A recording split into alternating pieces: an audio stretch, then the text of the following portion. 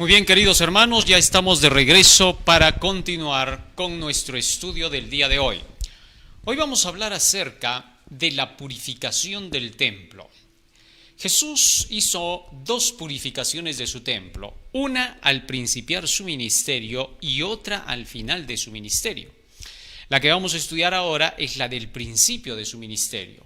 Cuando Jesucristo, después de las bodas de Caná, fue hasta su templo y encontró que el templo estaba lleno de cambistas, lleno de la venta de bueyes, de ovejas, de aves, y con todos los cambistas y sus monedas que habían puesto sus mesas precisamente en los alrededores del templo.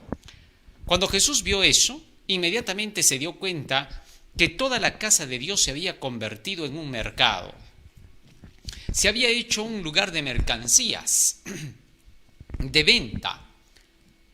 Prácticamente la santidad del templo estaba totalmente perdida.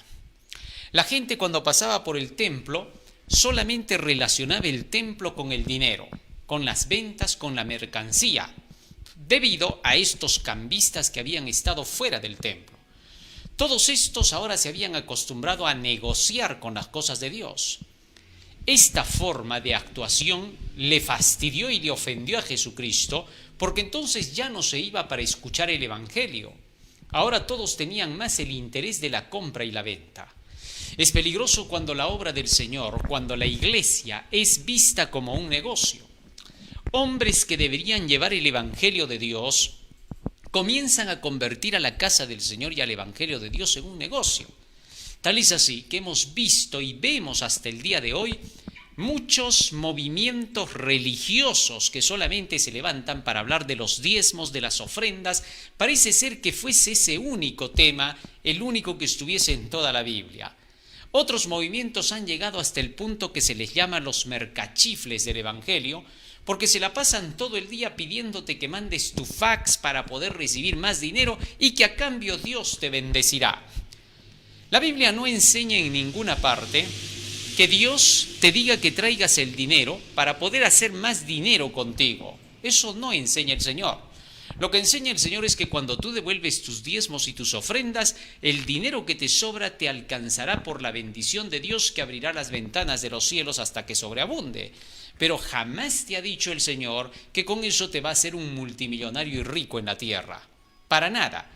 Cuando los hombres buscan trabajar, se esfuerzan honestamente y hacen millones y saben amasar fortunas, eso es un don de Dios. Los hombres pueden alcanzarlo, pero jamás el Señor ha dicho que por el acto de las ofrendas y los diezmos tú te vas a hacer ya multimillonario.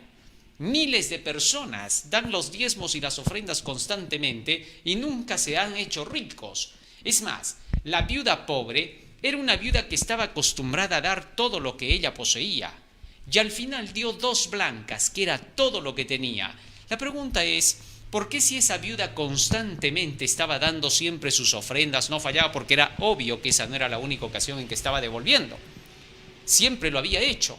¿Y por qué seguía pobre entonces? No tiene sentido lo que dicen muchos predicadores llamados del Evangelio, que tratan de llevar a la gente a la búsqueda de la economía nada más, y por mercancía hacen negocio con las almas. El apóstol Pedro en su segunda carta en el capítulo 2 habla precisamente de los falsos maestros que buscan hacer dinero y tesoros con la palabra del Señor. La palabra de Dios es para comunicar el Evangelio, y donde se predica la palabra de Dios, Dios ha dicho que se dé los diezmos. Pero ¿para qué se dan los diezmos y las ofrendas? Estos son para el avance de la obra de Dios. Tal es así que cuando los feligreses devuelven el dinero, uno, no lo hacen para ganar su salvación. No por devolver el diezmo nosotros nos vamos a comprar el cielo. Entonces, ¿por qué se devuelve el diezmo? ¿Y por qué está incluido dentro de los mandamientos de Dios? Bueno, sencillo, porque cuando nosotros devolvemos el diezmo, lo hacemos porque nosotros hemos recibido el Evangelio de la salvación gratis, de gracia. Y entonces ahora queremos que todas las demás personas también reciban el Evangelio de igual forma, que no les cueste. Y con esa finalidad se devuelven los diezmos, se devuelven las ofrendas, se dan los pactos para poder sacar incluso materiales, panfletos, volantes, para regalar al mundo entero. El propósito es que le llegue el Evangelio gratis a los demás, como nos llegó a nosotros por la sangre de Jesucristo. Así, nosotros nos convertimos en el medio por el cual la salvación se hace gratuita. No hay otra forma. Eso es todo lo que enseña la Biblia. Entonces, toda persona que realmente se ha convertido al Señor va a demostrarlo, dando de su economía lo que Dios dispuso. Dios no te ha dicho que te quedes sin comer. Lo que Dios te ha enseñado es que para Él es la 10ª parte de tus ingresos. Y aparte las ofrendas que voluntariamente tú quieras dar para el avance de la causa del Señor, para que no se detenga su obra. Otro tanto de personas darán donativos. Las donaciones son parte del Evangelio de Dios. Y otras personas harán pactos, compromisos con Dios de unas cantidades para poder hacer que la obra del Señor continúe. Todo esto es parte del Evangelio de Dios. Y los que reconocen y participan de esto están haciendo tesoros en los cielos. Los que no reconocen ni tampoco participan de esto manifiestan egoísmo. Eso es lo que les cierra las puertas del cielo. No el acto mismo del diezmo y la ofrenda, sino porque son egoístas y cierran el corazón a sus hermanos que podrían recibir la salvación. Hay personas que a veces quieren que otros den, que otros sean los que aporten, ellos no, porque siempre están quejándose de que son muy pobres, a pesar de que la viuda pobre les demostró lo contrario, y no participan de la bendición de poder ayudar a sus hermanos para que puedan alcanzar la vida eterna y la salvación. Entonces, hay que tener en cuenta esas cosas. El hecho es que en esta ocasión el asunto era una venta a beneficio más secularizada. Y el pretexto era que estaban vendiendo los animales para el sacrificio y todo lo necesario para participar de la fiesta. Prácticamente allí se vendía de todo. Hasta incluso cosas supersticiosas habían llegado a vender, haciendo creer que eso era parte de la fiesta de la Pascua y de las ceremonias que se llevaban a cabo. Por esa razón Jesús decide sacar a todos estos cambistas, porque estaban dañando la imagen del templo. Las iglesias modernas de hoy muchas veces se dedican a fiestas, a kermeses, a ventas a beneficio, con el propósito de poder sacar fondos para sí mismos. Estas cosas son precisamente las que Jesús estaba sancionando o denunciando más claramente para poderlo entender. Tal es así que entonces hasta el día de hoy se ve incluso hombres que han levantado sus iglesias y han hecho hasta sus bancos donde la gente diezma. Bueno, la Biblia no dice que se tengan que hacer bancos donde la gente tenga que depositar su dinero y hacer intereses. Todo eso no tiene nada que ver con Dios. Muchas veces se trata de atacar incluso al Evangelio de Dios, a los que llevan el Evangelio y que están llevando la verdad, y donde funciona el diezmo y las ofrendas por el Evangelio, tratan de hacer pensar que estos también tienen interés en los negocios del dinero dentro de la iglesia. No te equivoques. Hay un sistema que Dios puso del diezmo y las ofrendas para que funcione su templo, que es lo que Dios demanda de todo dador alegre para que éstos puedan contribuir a la salvación de las almas. Pero hay otros que en lugar de eso no predican el Evangelio. ¿Cómo te vas a dar cuenta entonces de dónde tienes que dar el diezmo y dónde no? ¿Y dónde las ofrendas y dónde no?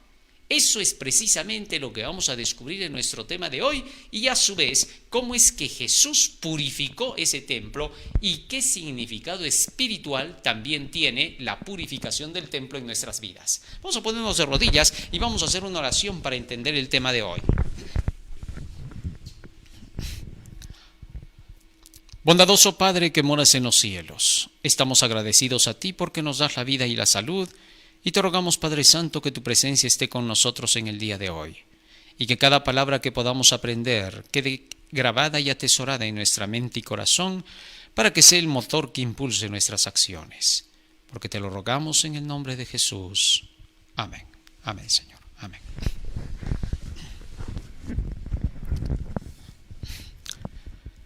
Libro de San Juan, capítulo 2, versículo 13. Todo el versículo, desde el versículo 1 hasta el 12, ya lo hemos estudiado. ¿Te acuerdas cuando hablamos de los milagros de Jesús? En esos milagros de Jesús vimos que el primer milagro que Jesús había hecho era precisamente el de las bodas de Caná. Así que en el versículo 13 dice la Escritura: estaba cerca la Pascua de los judíos y subió Jesús a Jerusalén. La Pascua. Esta Pascua no es la última Pascua, porque en San Juan capítulo 7 y en el versículo 2 nosotros volvemos a encontrar que pasada la fiesta de los tabernáculos volvería a llegar otra vez la fiesta de la Pascua para el final, para cuando Jesús iba a ser crucificado. Leamos primero el capítulo 7, donde se menciona la fiesta de los tabernáculos. Estaba cerca la fiesta de los judíos, la de los tabernáculos. ¿Te das cuenta? Esta fiesta de los tabernáculos vino después de lo que Jesús hizo en la purificación del templo. Pasó esa Pascua, que fue al inicio del ministerio de Cristo. Pasó la fiesta de los tabernáculos, que era al fin del año, pues la Pascua daba el comienzo del año, mientras que la de los tabernáculos cerraba el ciclo anual de las celebraciones y fiestas que se dedicaban al Señor. Entonces, cuando seguimos nosotros más adelante, nosotros llegamos hasta el capítulo 13, capítulo 14 de San Juan, donde volvemos a encontrar que Jesucristo se reúne con sus discípulos precisamente antes de la fiesta de la Pascua final. Capítulo 13, versículo 1. Antes de la fiesta de la Pascua, sabiendo Jesús que su hora había llegado para que pasase de este mundo al Padre, como había amado a los suyos que estaban en el mundo, los amó hasta el fin. Así que entonces esta fue la Pascua final de Jesucristo. Estamos hablando entonces de años anteriores al tiempo cuando Jesús iba a ser crucificado. Ahora bien, ¿por qué digo eso? Porque la segunda purificación del templo se da cuando nuestro Señor Jesucristo vino y entró triunfalmente en Jerusalén en la última Pascua, ¿correcto? 8 días antes de la Pascua, a 10 más o menos, Jesucristo estaba entrando en Jerusalén en un pollino para poder celebrar la última Pascua con sus discípulos. Entonces, esta es la primer purificación, la de San Juan capítulo 2, y la última purificación, la segunda, la encontraremos registrada en el libro de San Mateo capítulo 21. Muy bien. En San Marcos también está en el capítulo 11, ¿no? Y en San Lucas también le encontramos la purificación final de Jesucristo. San Juan capítulo 2 regresamos. Y ahora nos vamos al versículo 14 y 15. Dice la Escritura: y halló en el templo a los que vendían bueyes, ovejas y palomas, y a los cambistas allí sentados. Verso 15. Y haciendo un azote de cuerdas, echó fuera del templo a todos, y las ovejas y los bueyes, y esparció las monedas de los cambistas y volcó las mesas. La reacción de nuestro Señor Jesucristo no fue una reacción de una ira simplemente creada por el momento, por el celo por ellos o de cosas personales. No, el celo de Jesucristo en ese momento se despertó por la casa de Dios. Los discípulos se acordaron de lo que decía Salmo 69:9. ¿Qué cosa? Aquí nos dice el texto bíblico, versículo 16. Y dijo a los que vendían palomas: quitad de aquí esto y no hagáis de la casa de mi padre casa de mercado. Versículo 17. Entonces se acordaron sus discípulos que está escrito: el celo de tu casa me consume. Así fue como escribió el rey David acerca de Jesucristo en el futuro: el celo de tu casa me consume. Es decir, que Jesucristo tenía cuidado por la casa de Dios, respetaba la casa del Señor. Recordemos que en el templo, en el Antiguo Testamento, se encontraban todas las figuras del santuario. Cuando nosotros hemos estudiado el tema del santuario, ¿te acuerdas? En ese santuario, en ese templo, habían figuras. En el fondo mismo, en el lugar santísimo, se encontraba el arca del pacto, donde estaba la ley de Dios, los 10 mandamientos. Aunque para los días de Jesús, esa arca ya no existía más, porque en tiempos de la invasión de Jerusalén, manos piadosas de algunos sacerdotes escondieron el arca del pacto. Tal es así que el velo del templo cubría algo que ya no existía dentro. No obstante, en la presencia de Jesucristo en forma física trajo más gloria al templo de los días de Jesús, al templo de Herodes. Pero normalmente allí estaba el arca. Antes del velo se encontraba el altar de oro del perfume con sus 4 cuernos de oro.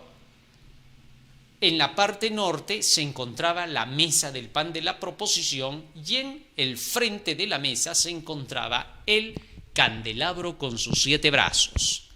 Todo esto tenía un significado profundo. Allí estaba escrito el Evangelio. El arca del pacto que contenía la ley de Dios, que era el cerebro, el corazón mismo del templo.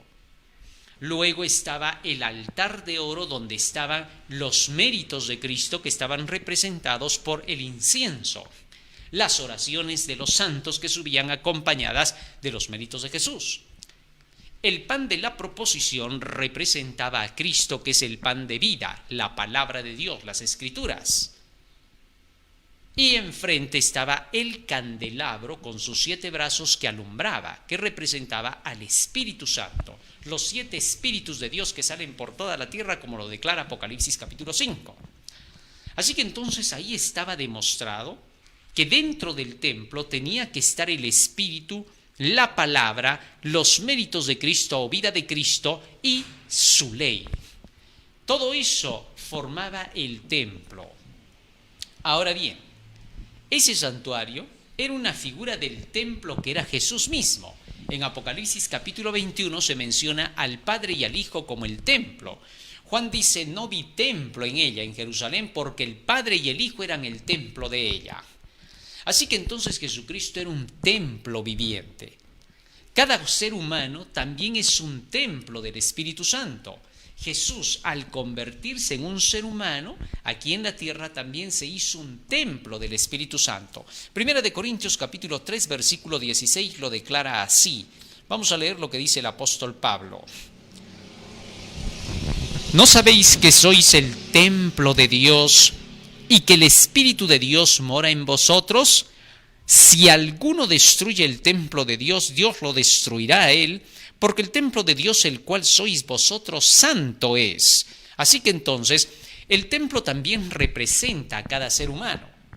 Por tanto, en esta figura que Jesús estaba presentando, habían 3 figuras del templo. El templo físico, donde estaban todos los muebles mencionados ya, que representaban al santuario de Dios donde Dios moraba, a través de su santa presencia, la Shekinah. También representa al cuerpo de Cristo. Él era un templo modelo para nosotros que también somos templos. Y en tercer lugar representa ese templo a cada uno de nosotros.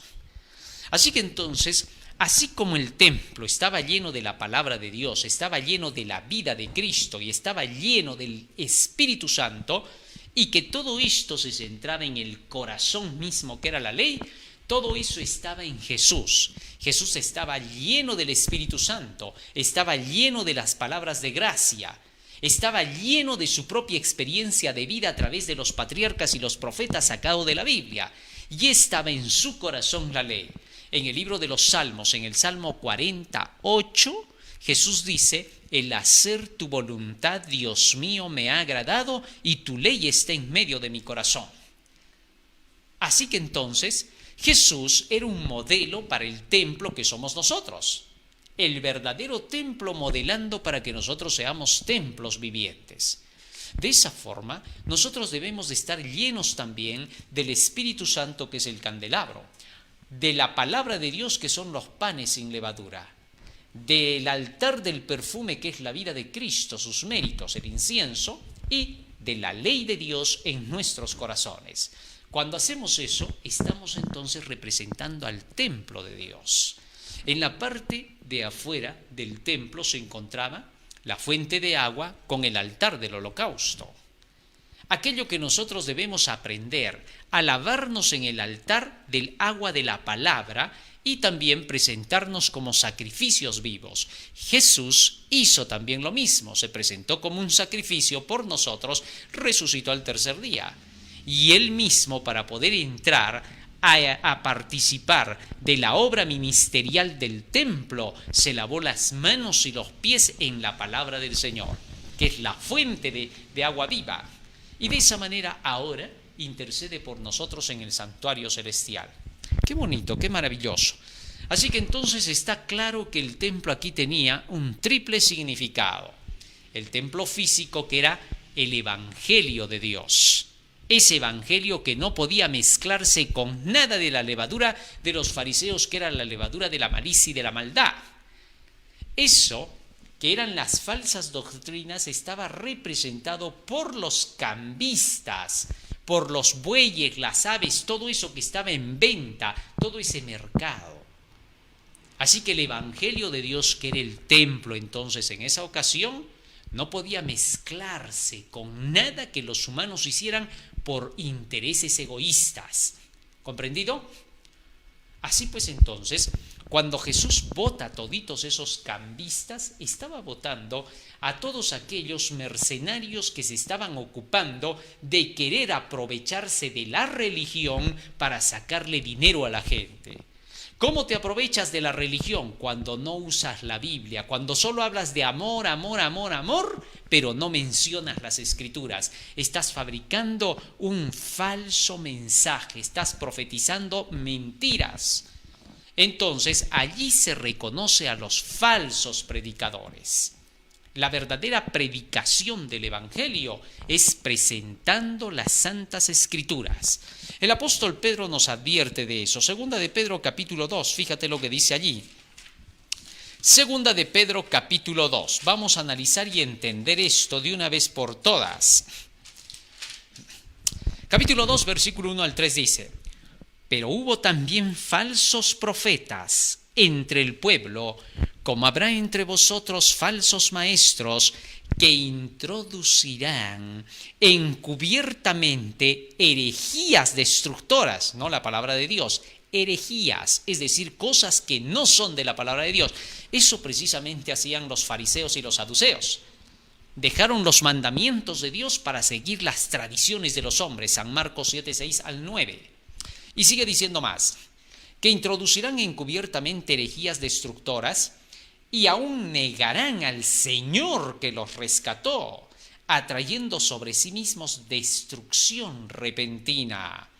Y muchos seguirán sus disoluciones, por causa de los cuales el camino de la verdad será blasfemado. Por culpa de estos, dice, el camino de la verdad, las enseñanzas de la palabra serán blasfemadas. Y por avaricia, escúchalo bien, por favor, verso 3, y por avaricia harán mercadería de vosotros, con palabras fingidas. Sobre los tales, ya de largo tiempo la condenación no se tarda, y su perdición no se duerme. Fíjate lo que está diciendo aquí el apóstol. Por avaricia, por dinero, harán mercancía de vosotros. Así como los cambistas que estaban fuera del templo haciendo mercancía con la gente, vendiéndole los animales para el sacrificio y todo lo demás que ellos mezclaban para la supuesta fiesta de la Pascua, según ellos. Y sigue diciendo el apóstol, porque si Dios no perdonó a los ángeles que pecaron, sino que arrojándolos al infierno los entregó a prisiones de oscuridad para ser reservados al juicio, y si no perdonó al mundo antiguo, sino que guardó a Noé pregonero de justicia, solo Noé era el único predicador porque predicaba la justicia. ¿Qué es la justicia? Salmo 119, 172. Todos tus mandamientos son justicia, dice el texto bíblico. Pregonero de justicia significa que llamaba la atención a la obediencia a la ley de Dios. Sigue diciendo más el texto bíblico. Versículo 5. Y si no perdonó al mundo antiguo, sino que guardó a Noé pregonero de justicia, con otras 7 personas trayendo el diluvio sobre el mundo de los impíos, y si condenó por destrucción a las ciudades de Sodoma y de Gomorra, reduciéndolas a ceniza y poniéndolas de ejemplo a los que habían de vivir impíamente, y libró al justo Lot, abrumado por la nefanda conducta de los malvados. porque este justo que moraba entre ellos afligía cada día su alma, justa, viendo y oyendo los hechos inicuos de ellos. Sabe el Señor librar de tentación a los piadosos y reservar a los injustos para ser castigados en el día del juicio. Ahora, el apóstol Pedro está llamando la atención de aquellos que predican herejías, mientras que él les decía: pero recuerden las profecías, lo que pasó con Lot, lo que pasó en los tiempos de Noé, cómo los sodomitas y gomorritas fueron destruidos en los tiempos de Lot. O sea, estaba presentándoles la diferencia que existía entre los que temían a Dios y creían en sus juicios, en sus enseñanzas proféticas, mientras que los otros hablaban palabras falsas y fingidas, herejías de perdición. Los que verdaderamente llevan el Evangelio hablarán solo lo que está escrito en la Biblia. Como dice San Juan 3:34 que habíamos estudiado en el tema anterior, los que son enviados de Dios, las palabras de Dios hablan. No pueden hablar otra cosa. Pablo decía en 1 Corintios 4:6, aprended a saber no más de lo que está escrito. Y en 1 de Pedro, capítulo 4, versículo 11, el apóstol Pedro nos dice que el que ministra conforme a la virtud que Dios suministra y que habla conforme a la palabra de Dios. Así que entonces, aquellos que son los verdaderos mensajeros del Señor se caracterizan por llevar solo la palabra de Dios. Los falsos mensajeros siempre te van a hablar de temas no relevantes. No te van a querer utilizar la Biblia, y si la usan no va a ser para predicar el evangelio de la hora actual. Segunda de Pedro capítulo 1 versículo 12, el apóstol Pedro nos dice qué cosa es la verdad que debemos de predicar. Por esto yo no dejaré de recordaros siempre estas cosas, aunque vosotros las sepáis y estéis confirmados en la verdad presente. Hay una verdad presente que tenemos que llevar nosotros. Así como Jesús hace 2000 años llevaba su verdad presente, hablar acerca de su muerte, su resurrección y la predicación del Evangelio con el derramamiento del Espíritu Santo. Ese era el mensaje que Jesús proclamaba. En sus días, nuestro Señor Jesucristo proclamó cómo Él sería llevado a la muerte y resucitaría. Así lo declara San Mateo 16, 21 y 22 y 23. Esa era su prédica. Y anunciaba el Evangelio rompiendo las tradiciones de los fariseos, declarando en San Marcos 7:6, habéis dejado los mandamientos de Dios para guardar vuestra tradición. Y una vez que Jesús fue crucificado, resucitó al tercer día, 50 días más tarde, derramó el Espíritu Santo. Y su mensaje de los apóstoles fue el derramamiento del Espíritu Santo en el tiempo de Pentecostés. Y Pedro, en su primer discurso en Hechos capítulo 2, declaró: 1. Todo lo que tenía que ver con el evangelio de su tiempo, su verdad presente, muerte de Cristo, resurrección, predicación del evangelio puro y el derramamiento del Espíritu Santo. Jesús predicó esas 4 cosas. Jesús anunció estas 4 cosas hasta el último momento cuando dijo a los discípulos: y recibiréis poder de lo alto, y vendrá a vosotros el Espíritu Santo, no os dejaré huérfanos, os enviaré otro consolador.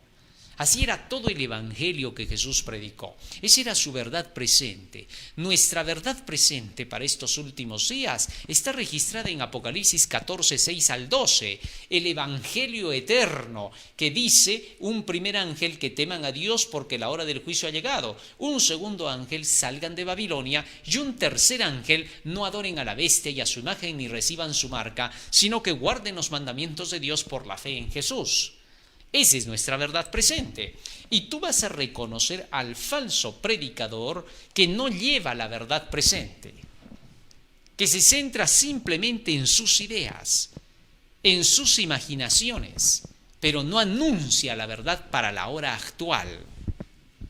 Hoy Jesucristo está actuando en el santuario celestial. Con su sangre derramada en la cruz del Calvario para el perdón de nuestros pecados, ha entrado en 1844 al santuario celestial en la parte del lugar santísimo para celebrar la última obra de la expiación. Esa es la verdad presente para nuestros días. Cuando veas a un predicador que no está anunciando esa verdad, que es para este tiempo el mensaje del Evangelio eterno de Apocalipsis 14, porque eso es lo que se registra en la Biblia que tenemos que predicar al cumplimiento de las profecías de Daniel y Apocalipsis, entonces sabrás que es un mercenario, engañador, que solamente está aparentando llevar el Evangelio para ganar dinero, para llenarse y forrarse de dinero. Este tipo de personas y sus seguidores atacarán a los que llevan el mensaje del tercer ángel, declarando que los que llevan el tercer ángel más bien son los que buscan el dinero. Esto es increíble, cómo Satanás siempre le da la vuelta a las cosas. Él es un hábil encantador. Solo los que escudriñan la palabra se pueden dar cuenta de eso. Es imposible que aquellos que están ciegos y fanatizados puedan darse cuenta de esto. No lo harán. Al contrario, cuando estas verdades son publicadas y abiertas, ellos más bien se enferman de cólera y de ira. No pueden soportar la palabra de Dios. Hemos de orar por esas personas para que el Señor pueda quebrantar sus corazones, removerlos hasta que comprendan la verdad. Pero hasta que eso pase, nosotros hemos de seguir exactamente lo que Dios dice. Por eso es que el Señor, en el libro de Deuteronomio, en el capítulo 12, declaró cómo debíamos nosotros de reconocer la labor del Señor y cómo debíamos nosotros de cumplir con la parte de lo que eran los diezmos, las ofrendas, pactos y donativos ante el Señor. Fíjate lo que dice acá. Deuteronomio capítulo 12. Versículo 11, dice la Escritura: y al lugar que Jehová vuestro Dios escogiere para poner en él su nombre, que ya dijimos que ese nombre es el Evangelio, porque Cristo dice, si hay dos o más reunidos en mi nombre, allí estoy yo presente. Reunidos en su nombre significa reunidos en su verdad, en su Evangelio. En este caso el Evangelio eterno del mensaje de los tres ángeles de Apocalipsis 14, que la Biblia dice que es lo que se predica al final del tiempo. Y dice, allí donde él escogiere para poner su nombre, ahí llevarás todas las cosas que yo te mando, vuestros holocaustos, vuestros sacrificios, vuestros diezmos, las ofrendas elevadas de vuestras manos y todo lo escogido de los votos que hubieres prometido a Jehová. Pactos, ofrendas, diezmos y donativos, allí se llevará. Así es como el Señor establece y así es como el Señor enseña. Puede que aquellos que no aman a Jesús digan lo contrario, pero eso no cambia la verdad. Ahora, cualquiera podría decir, pero cada quien escoge los textos para poder decir, bueno, lee por ti mismo y te darás cuenta que lo que la Biblia te enseña es precisamente eso. Si tú estuvieras leyendo la Biblia, tú presentarías este mismo texto. No porque estés jalando agua para el molino, sino porque así está escrito, y eso es lo que se tiene que hacer. Cada uno de nosotros cuando lee la palabra del Señor se ve obligado a tener que hacer exactamente lo que dice la Biblia porque está buscando su salvación. Salvación significa que haces todo lo que Dios te dice, y si Dios dice esto no puedes dejar de decir la verdad. Puede que haya gente que no le gusten temas como estos, que choquen con estos temas, pero no por eso se deja de decir la verdad, porque esto es parte de todo el temario de lo que enseña Dios. Qué bonito. Muy bien. Teniendo eso en cuenta, entonces, lo que Jesús estaba haciendo en esa ocasión era sacar a todos esos falsos cambistas que estaban representando a los falsos maestros que estaban queriendo mezclar lo santo con lo profano. Y por eso Jesús tomó un látigo e inmediatamente comenzó a botar a los cambistas. El registro bíblico no nos dice que Jesús haya golpeado a alguien. Sin embargo, cuando lo vieron con el látigo, inmediatamente desaparecieron de su presencia. Y es que el látigo en las manos de Jesús más parecía una espada flamígera por la forma en que Jesús se estaba comportando. Los discípulos no habían visto ese rostro en Jesucristo desde que lo conocieron. Siempre lo veían curando, sanando, y aún con las reprensiones y los choques que tenía con los maestros judíos, no llegaba hasta el punto en que llegó en esa ocasión. En esa ocasión dejó notar el celo que lo consumía. ¿Por qué? Porque en ese momento Jesús entró en una ira santa como la de Moisés cuando rompió los mandamientos frente al pueblo, porque el pueblo en realidad había roto el pacto con Dios, es decir, esa ley de Dios, al desobedecer. Entonces, de esa manera Jesús se presentó allí. y con el látigo en la mano fue suficiente como para que todos se aterrorizaran. Y ahora Jesús arremetió, comenzó a botar las mesas, las empujó sin ninguna pena.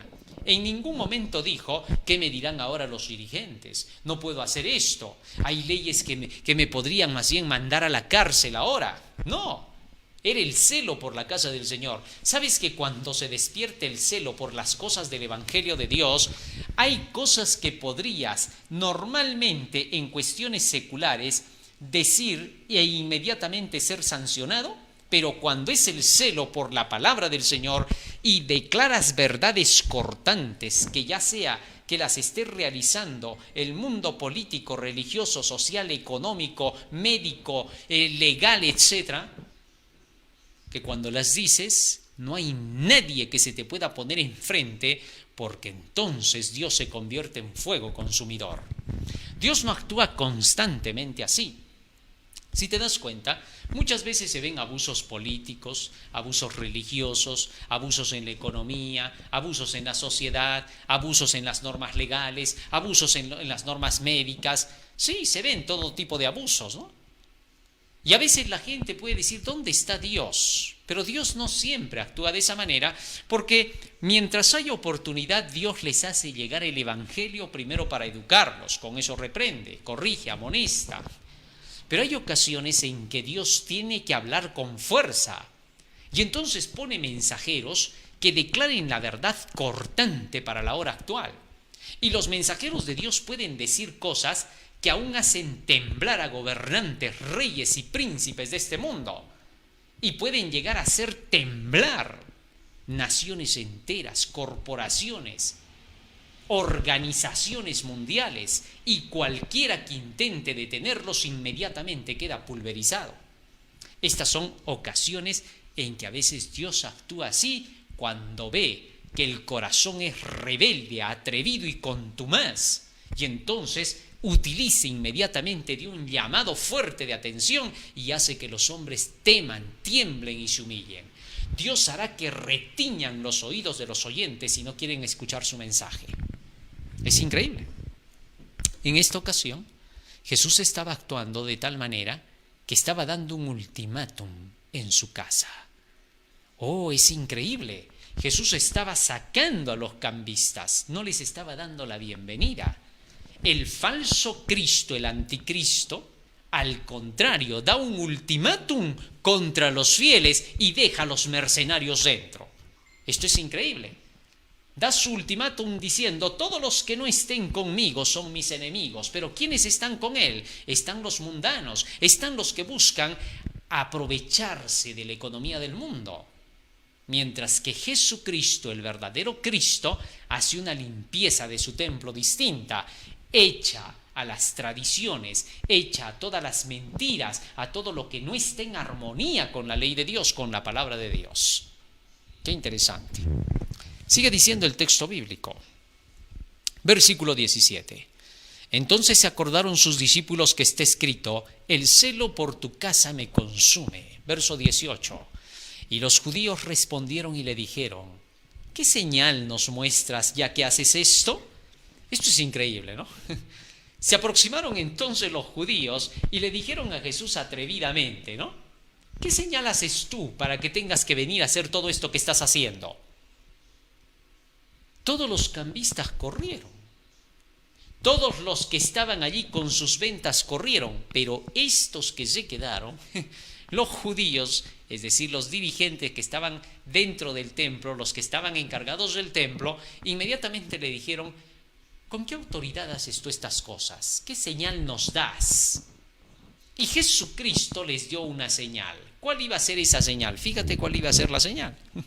Versículo 19 y 20, dice la Escritura. Respondió Jesús y les dijo: destruid este templo y en 3 días lo levantaré.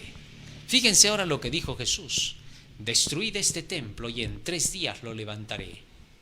Jesús estaba purificando el templo, lo estaba limpiando. Obviamente ese templo estaba representando también a Él. Él era el Evangelio viviente, el templo era el Evangelio. Y entonces el Señor ahora, como estaba en ese templo y representaba a Él mismo, a su templo, a su cuerpo, dijo: destruid este templo y en 3 días lo levantaré. En otras palabras, fíjense, ustedes pueden profanar el templo de la casa del Señor y con eso lo están destruyendo, pero yo en el 3er día lo levantaré. Tanto el templo que estaba allí lo iba a levantar espiritualmente como su templo, que era su cuerpo. Y esto sucedió cuando Cristo fue crucificado. Él se refería más particularmente a lo que harían con él. O sea, estaba profetizando, estaba anunciándoles el futuro. Y con eso les estaba diciendo: yo voy a levantar la verdad que está en este templo, la que ustedes han echado abajo. Voy a hacer que se vuelva a elevar. Y en verdad, con la muerte de Cristo y su resurrección, la verdad que estaba en ese templo tendría que volver a resurgir, y ahora todos comprenderían que lo que estaba en ese templo, en símbolos y figuras, se iba a cumplir en la realidad, que era el Evangelio de Cristo. De esa forma es como Jesucristo les dio la señal. Cristo se estaba basando en lo que decían los profetas acerca de lo que pasaría con él. Que Jesucristo sería crucificado, pero que resucitaría al 3er día. Eso era una profecía. En el libro de San Mateo, capítulo 16, y en el versículo 21 al 23, Jesús ya había dicho a sus discípulos lo siguiente. San Mateo 16, 21 al 23. Desde entonces comenzó Jesús a declarar a sus discípulos que le era necesario ir a Jerusalén y padecer mucho de los ancianos, de los principales sacerdotes y de los escribas, y ser muerto y resucitar al 3er día. Así que entonces ya el Salvador estaba anunciando lo que pasaría con su cuerpo, con él mismo, y les estaba diciendo con esto a estos dirigentes judíos: les voy a dar la señal. ¿Cuál? Ustedes van a destruirme, pero el 3er día yo me voy a volver a levantar. Esa iba a ser la señal. Y les estaba diciendo con eso la señal de que yo soy el verdadero, de que yo soy el que tenía que venir, es esta: que me perseguirán, me asesinarán y resucitaré al 3er día. Increíble. Y esto se cumplió. Y fue la señal. Por eso, la señal hasta el tiempo de hoy para saber quiénes son los verdaderos son aquellos que son perseguidos, difamados, aquellos contra quien se levantan porque odian lo que predican de la palabra de Dios. Es fácil de darse cuenta.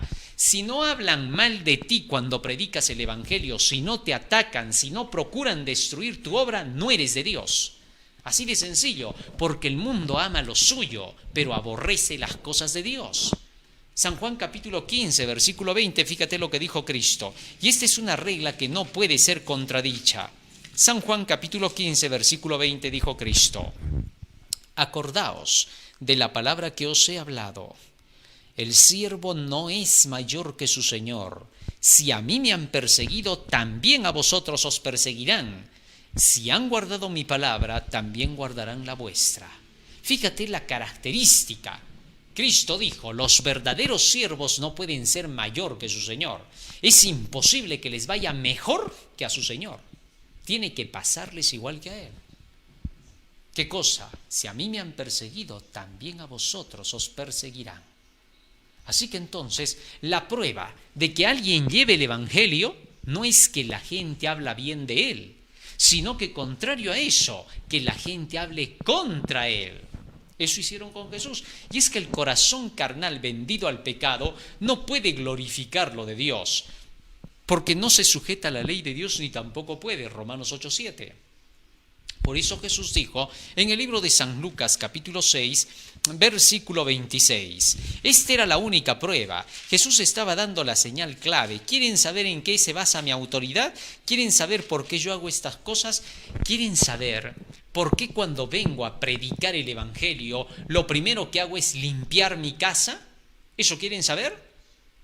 Es increíble. La purificación del templo que Jesús estaba haciendo en esta ocasión estaba representando a todos los mensajeros de Dios que serían enviados a través de todos los tiempos.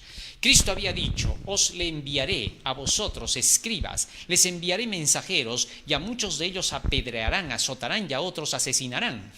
Sin duda, cuando Jesucristo partió hacia el cielo hace 2000 años, los discípulos se quedaron para proclamar el Evangelio.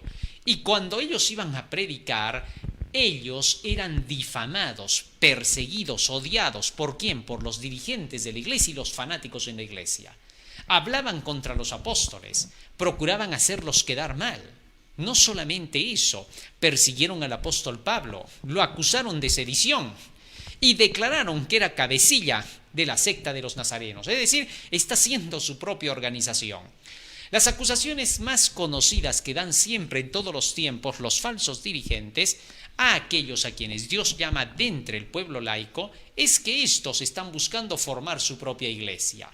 Eso es lo que más acusan. Y luego los acusan de cosas negativas y obscenas, porque saben que la gente por ahí siempre cae en la trampa.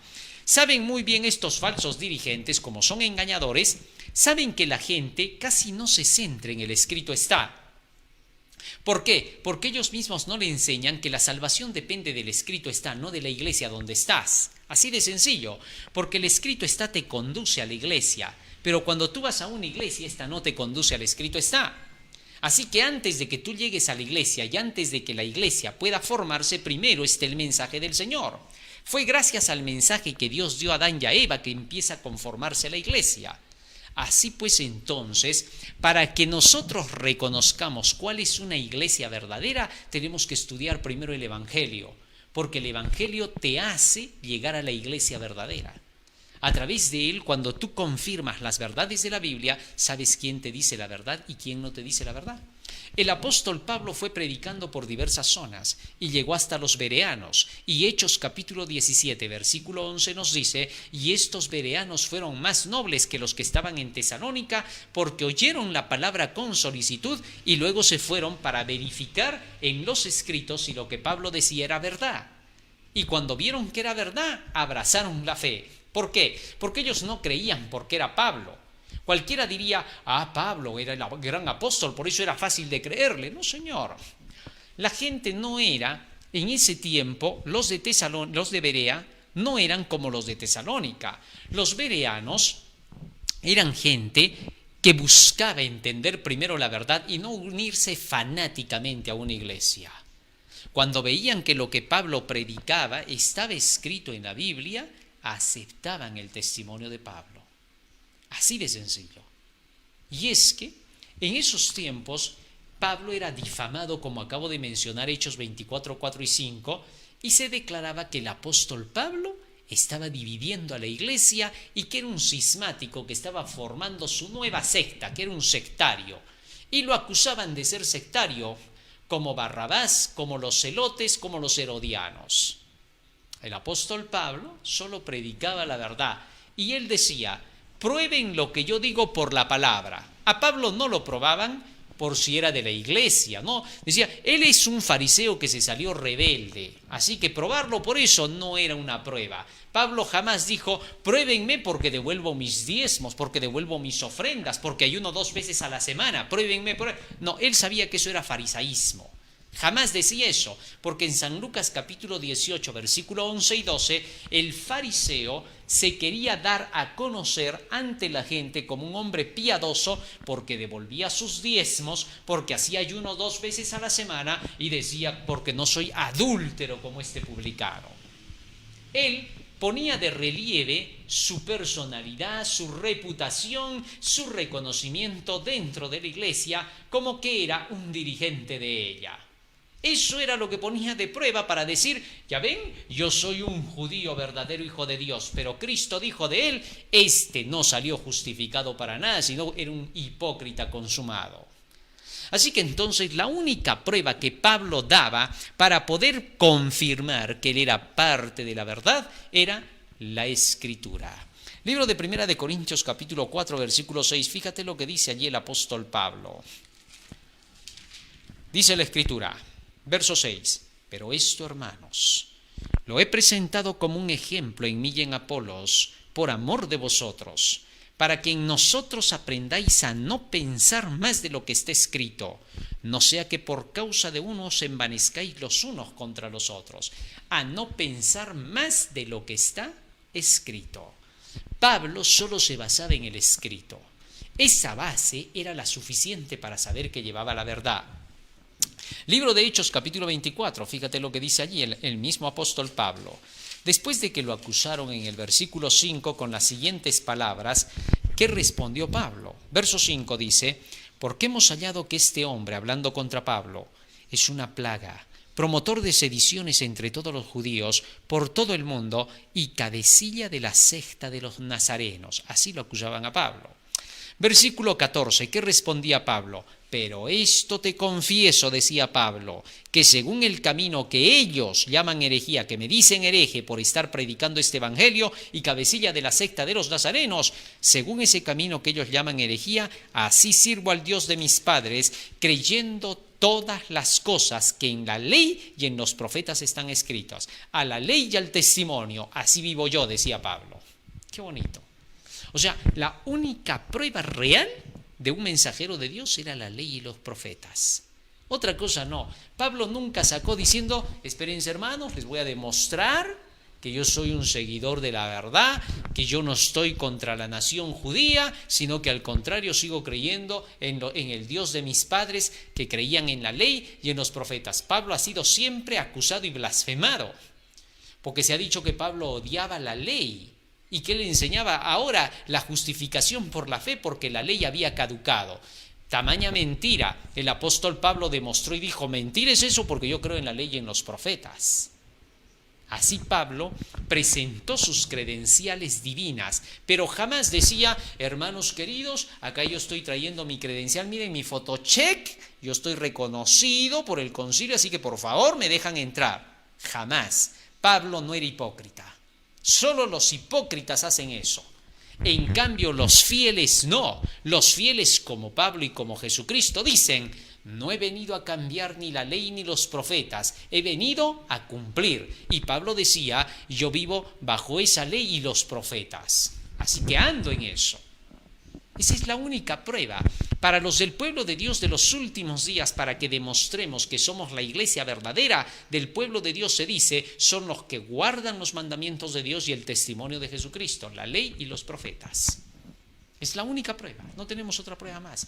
Si a eso no le creen, ya no hay nada en quien crean, porque en el libro de San Lucas capítulo 16 claramente le dijo Abraham al rico Epulón, no hijo, le dijo, si no creen en la ley y en los profetas, así venga uno de entre los muertos, no creerán en él. No hay más. Esa es la única evidencia. Así que entonces, por esa causa, bajo ese testimonio de la palabra, fue que Jesucristo les dijo a estos dirigentes judíos, destruid este templo y en 3 días lo levantaré. Estaba dándoles la profecía. Vean lo que está en el escrito si quieren saber que yo soy el verdadero. ¿Por qué? Porque los escritos dan testimonio de mí, San Juan 5:39. Esa era la prueba. Jesús nunca presentó una prueba de que era el Hijo de Dios haciendo algo que les llamara la atención como que fuese divino. Nunca lo hizo. Cada vez que pedían señal, Jesús solo citaba la Escritura. En otra ocasión, estos fariseos le dijeron a Jesucristo, ¿qué señal nos das para que creamos en ti? Y Jesús dijo, miren, la generación adúltera me pide señal, pero señal no le va a ser dada, sino ¿cuál? La del profeta Jonás. Así como estuvo 3 días en el vientre del pez, así el Hijo del Hombre estará en el corazón de la tierra 3 días, y al tercer día resucitará. Con estas palabras Jesucristo estaba diciendo, la señal que les voy a dar es que se cumplen las profecías en mí. Esa es la señal verdadera. Jesús estaba declarando que las Escrituras testificaban de lo que Él era. Así los que llevamos el Evangelio solo tenemos una cosa para mostrar, a la ley y al testimonio. Si ya no creen a eso, ya no hay nada en lo que crean. En alguna ocasión discutíamos con un grupo de personas dentro del pueblo de Dios que decían, sí, pero dicen que tu credencial, dicen que estás fuera de la organización, dicen que no eres un adventista del 7º día. Y entonces les dije yo, a la ley y al testimonio, otra cosa no hay para mostrar. Y ellos dijeron, a un lado con la ley y el testimonio, primero están las formas, queremos ver la credencial. No hay nada que pueda hacer. ¿Por qué? Porque más del escrito está, nunca voy a declarar. Eso es imposible. Así que si a eso ya no le creen, ya no hay nada en qué creer. ¿Por qué? Porque no hay más prueba que podamos demostrar. Como el matemático cuando dice, a ver, te voy a mostrar que 2 más 2 es 4. Y te muestra, mira, un palito, 2, otro palito, 2, 2 más 2 son 4. Y entonces tú le dices, claro, bueno, en tu prueba sale 4, pero no es 4. Entonces el matemático te va a decir, bueno, te mostré la matemática con la matemática.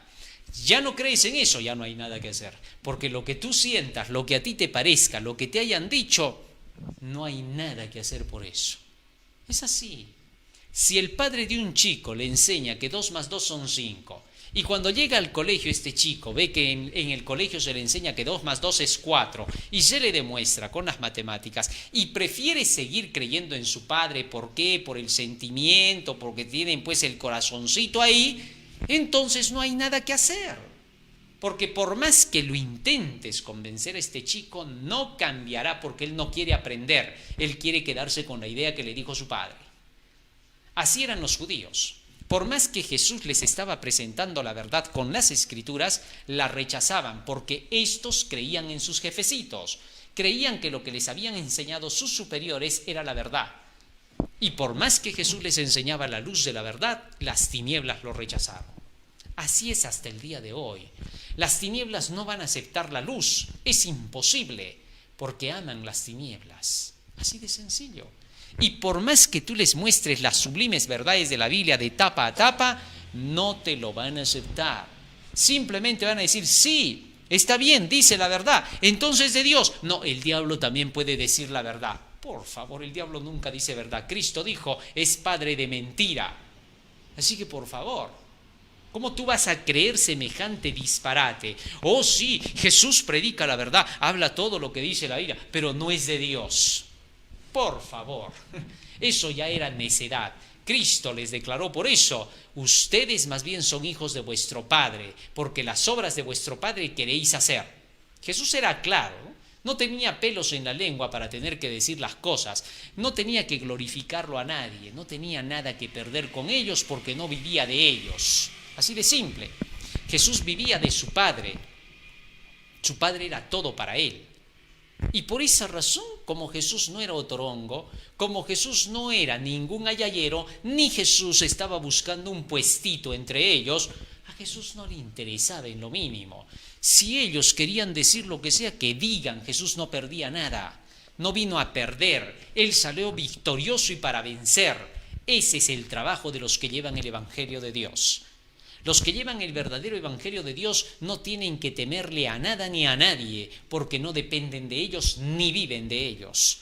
Y por lo tanto no tienen nada que perder porque son de Dios, porque vienen del cielo, porque son de la luz. Por esa razón no tienen nada que perder en este mundo. ¿Por qué? Porque no les importa nada de este mundo.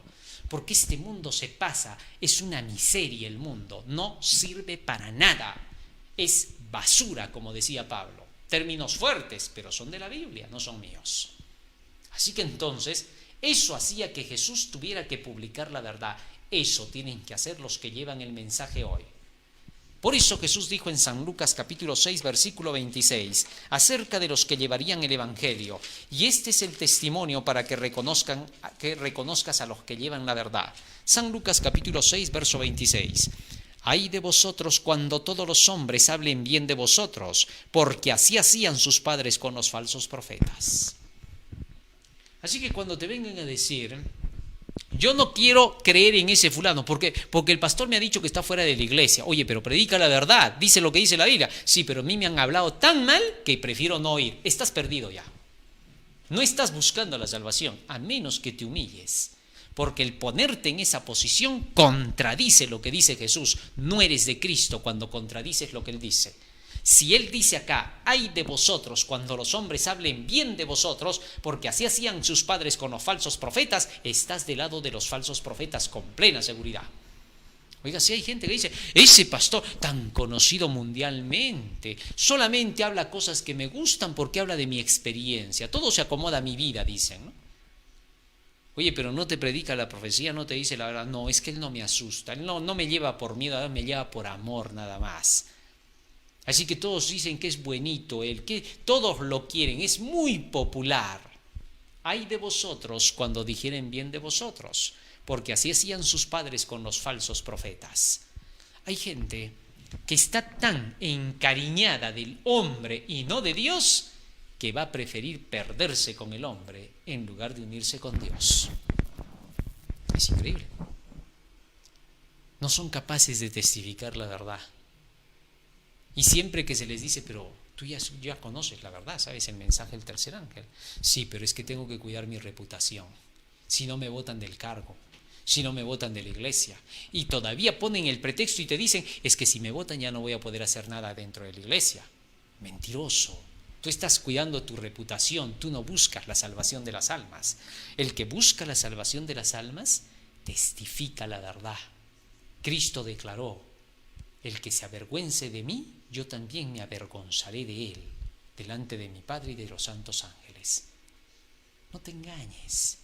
El hecho de que tú no testifiques porque están hablando contra alguien no va a probar en el día del juicio que Dios te vaya a absolver, para nada.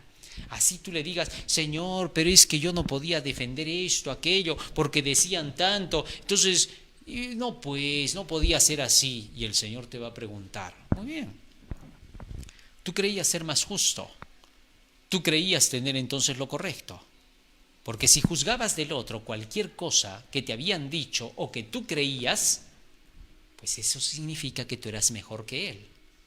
¿Por qué no testificaste? ¿Por qué no hiciste la obra? ¿Por qué señalaste al otro en lugar de hacer lo que el otro supuestamente estaba haciendo mal? ¿Por qué tú no lo hiciste bien si tú conocías? Así que tú eres el peor de todos. No me entras en el cielo, al fuego eterno preparado para el diablo y sus ángeles. ¿Por qué? Por tu hipocresía. Porque pensaste que yo te iba a absolver conociendo tu corazón de derecha a izquierda. A Dios no lo puedes engañar. Eso es imposible, es puro cuento.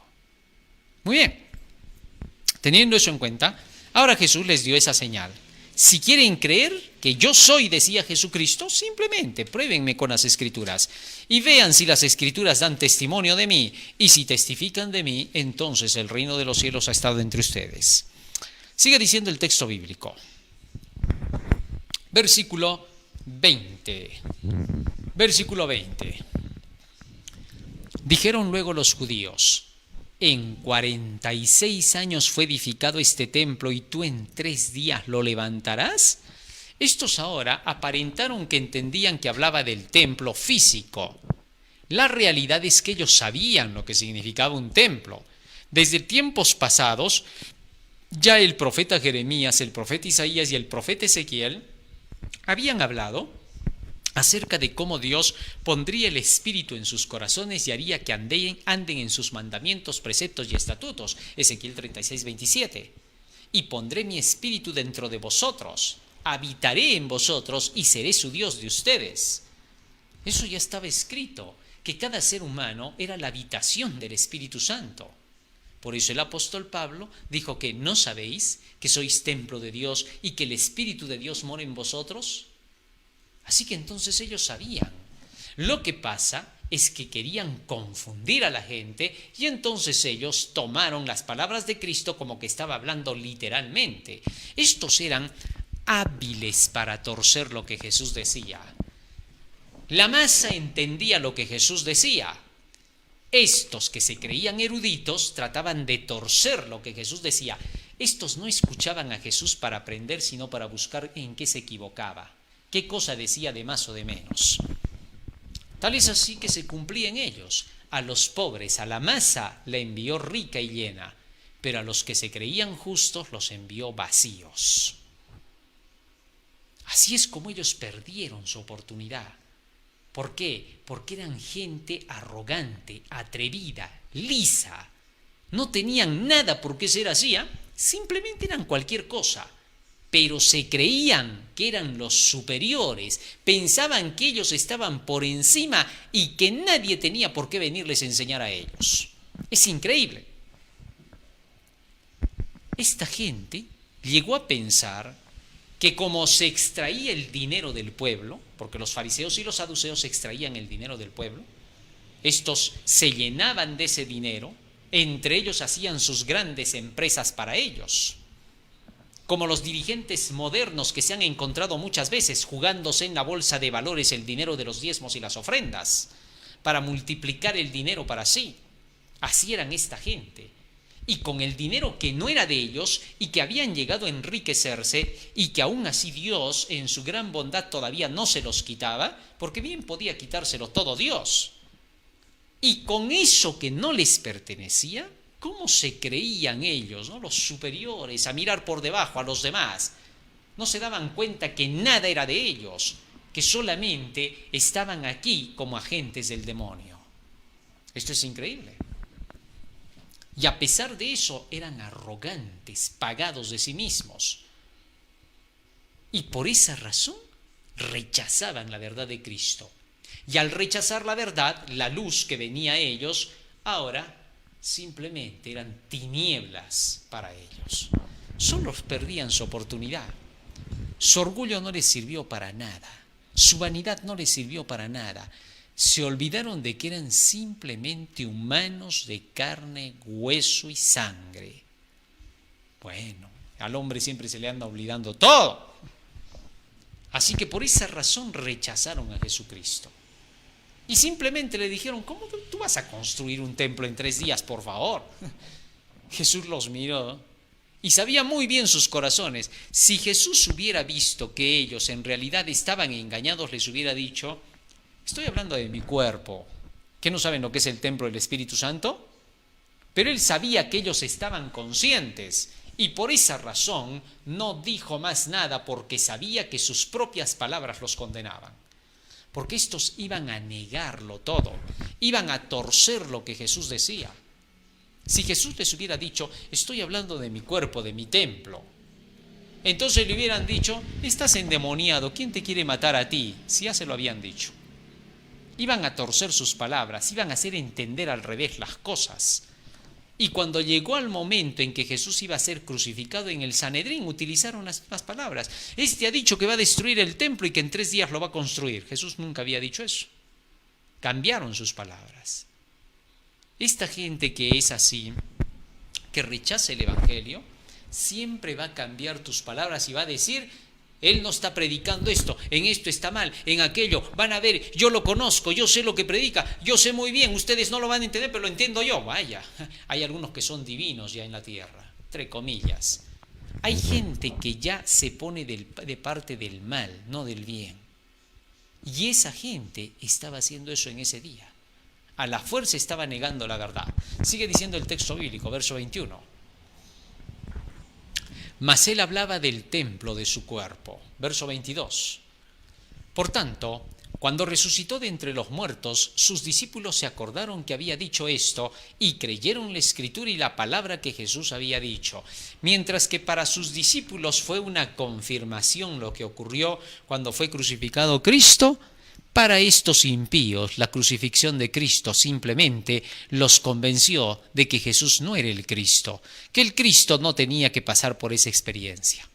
O sea, cuanto más la verdad te llega, contrario a convencerte y a confirmarte, la verdad te endurecerá por haberla rechazado. Es increíble. Cuanto más se presenta ahora el mensaje verdadero de los 3 ángeles, para los que son fieles y estudian, cada vez se confirman más en ellos. Pero para los que no son fieles, cada vez ven más en estos mensajes separación y alejamiento. Dicen, ¿ves? Por eso, ahí está lo que están predicando, eso están fuera de la organización. Más te vas a convencer cada vez porque tú vas a ver el otro lado. Ya no ves la luz, solo ves tinieblas. Es increíble. Cuando se está predicando el mensaje de los 3 ángeles, cuando se está diciendo estas verdades, dice, ¿ves? Está criticando ya a los dirigentes, está criticando a la iglesia, ya no ven la luz y es por gusto. Sus ojos están en tinieblas.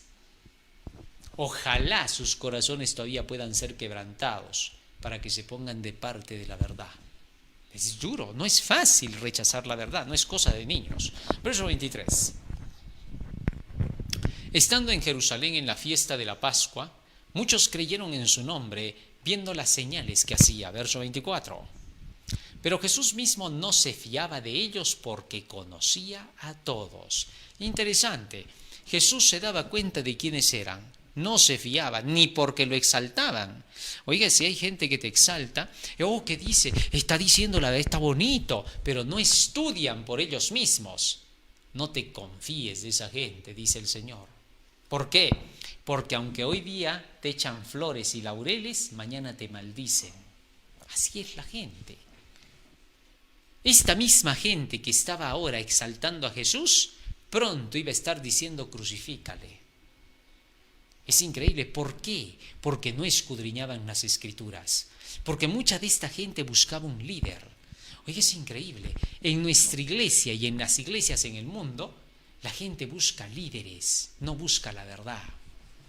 Alguien les está predicando la verdad y lo primero que dicen es: ¿y ha creído en él alguno de los príncipes o los fariseos? Bueno, no, casi solamente los que le siguen pues son hermanos laicos, muy pocos entre los dirigentes, muy pocos de entre los ricos, muy pocos de entre los reyes y presidentes, pero lleva la verdad. Ah, bueno, es increíble. Yo no sé qué tiene esta gente, de qué se creen tanto, no sé de qué se las dan, que están viendo lo que es verdad y están preguntando de si el que predica la verdad es un gran reconocido teólogo, si es un gran reconocido de trayectoria, si los grandes dirigentes lo han aprobado. No sé cuánta ignorancia puede reinar en el corazón para no ver la realidad. ¿Quién te ha dicho a ti que el Evangelio del Señor vale porque lo lleve un rey, porque lo lleve un príncipe, porque lo lleve un juez, porque lo lleve un abogado, porque lo lleve un médico, porque lo lleve un profesional? ¿Quién te ha dicho a ti eso? ¿Sabes dónde vale más el Evangelio? Vale mucho más en el analfabeto, en el pobrecito, en ese que incluso hasta vivió en la calle. En ese vale más. ¿Sabes por qué? Sencillo, porque el Evangelio vale por la verdad que lleva, no por quién sea el que lo lleva. Eso, guárdatelo bien en la cabeza. Solo los necios van a pensar que hay que unirse al Evangelio cuando el líder puede ser un gran ricachón, un artista de televisión, que puede ser el presidente de una nación. Tú estás equivocado. Baja de la nube, pisa tierra. Es como en estos días, en cuestiones políticas, que es algo parecido en eso. ¿Qué sucede? Dicen de un político que fue elegido presidente: pero este no tiene estudios superiores. Y con eso tratan de sacarlo del puesto y lo sacan.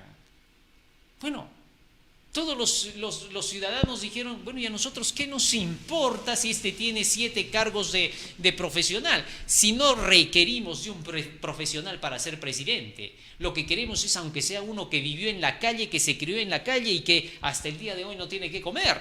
¿Por qué? Porque se va a saber entender mejor a la población. En las elecciones se elige a quien te entiende, no a quien tiene más. Porque el que tiene más va a querer más de ti y te lo va a sacar todo. Es por eso que muchos se equivocan en las elecciones, ¿no?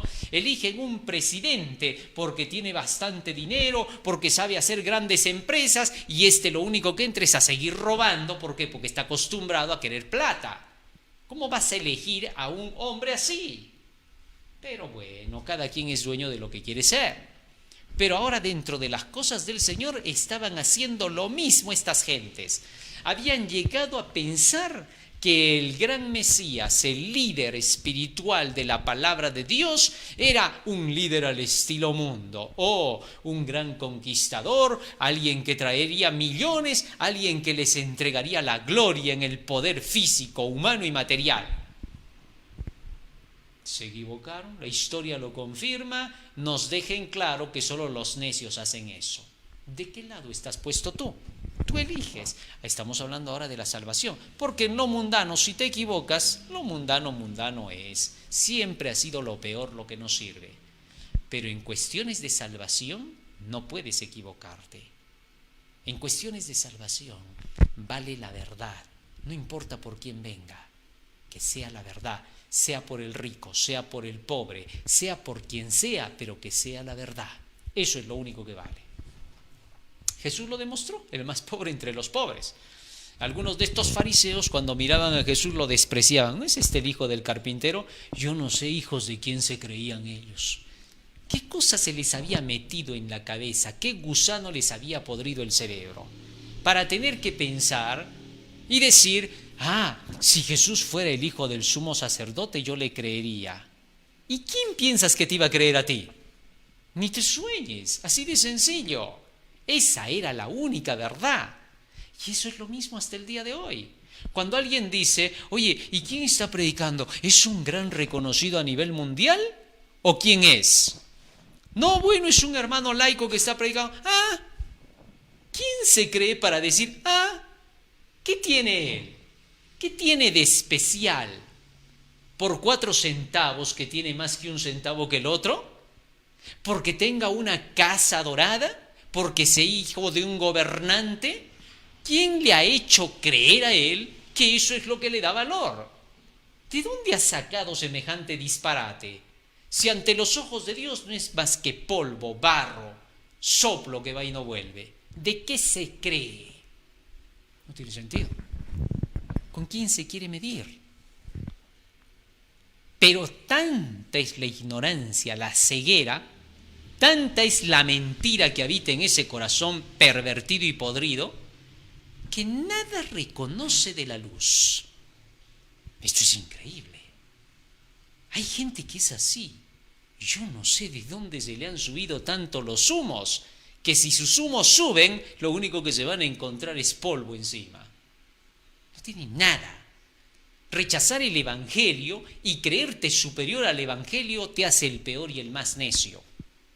Razónalo, mira las cosas como son. El que digas que 2 más 2 son 7, aunque tengas multimillones sobre ti, no van a cambiar las matemáticas. Igual vas a salir jalado con tus millones. Porque por más rico y poderoso que seas en esta tierra, si tú dices que 2 más 2 son 9, te van a poner tu 0,5, te guste o no. Puedes pagar por debajo y si hay alguien que te recibe el pago es porque es igual que tú. Pero después no es mejor que nadie. ¿Comprendiste eso? Eso es lo que tenemos que entender. Esta gente rechazó al Cristo de la gloria porque se creyó superior en lo material y físico que no sirve para nada. Cuando te quieras medir con la luz, ni siquiera menciones tus centavos. Acá no sirven para nada. Cuando quieras medirte con la luz, mídete con el conocimiento. Porque después nada vale. No va a ser tu dinero el que te lleve al cielo, no van a ser tus riquezas, no va a ser tu puesto de autoridad que tengas, ni de jerarquía, ni dentro de tu profesión, por favor. Si quieres puedes tener 50 profesiones, igualito te vas al infierno.